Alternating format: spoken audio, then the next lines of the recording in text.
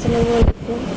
আপনাদের কাছে একটা অগোছালো ভিডিওই দেখাবো। সবসময় তো গোছানো ভিডিও দেখানো যায় না, কারণ গোছানো তখনই থাকে যখন ঘরের মানুষরা গোছানো থাকে। আমি শুধু কাজ করব, ঘরের মানুষের শুধু এলোমেলো করবে, তাহলে দেখা যাবে যে গোছানো জিনিসটা না মানে খুবই রেয়ার হয়।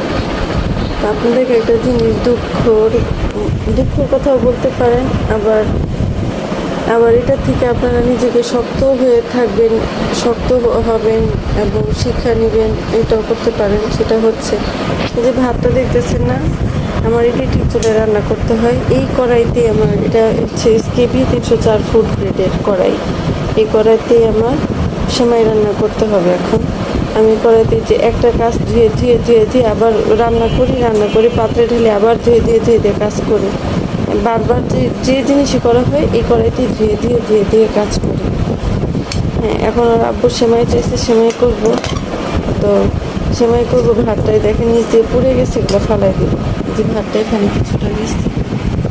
টেবিলের অবস্থা 14টা, বুঝছেন? মানে দেখা যায় যে নিজে অসুস্থ থাকলে কাউরের সাথে পাওয়া যায় না, অথচ অনেক মানুষের গল্প শুনি যে আজকে আমার মা অসুস্থ ছিল, বা যখন আমার মা অসুস্থ থাকে বা যে অসুস্থ থাকে মানুষের কথা শুধু শুনি।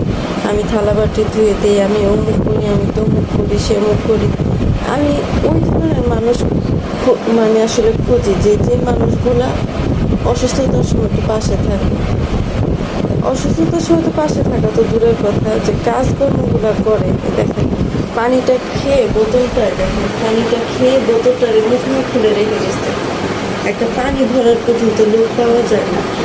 হ্যাঁ, সব বোতল খালি, এগুলো এসে আবার আমার করতে হবে। আমার শরীরটা এত খারাপ লাগতেছে যে খারাপ লাগার কথা এই তাদের জন্যই আসলে খারাপ লাগে, যে যাদের জন্য করি তাদের জন্য শরীরটা খারাপ লাগে।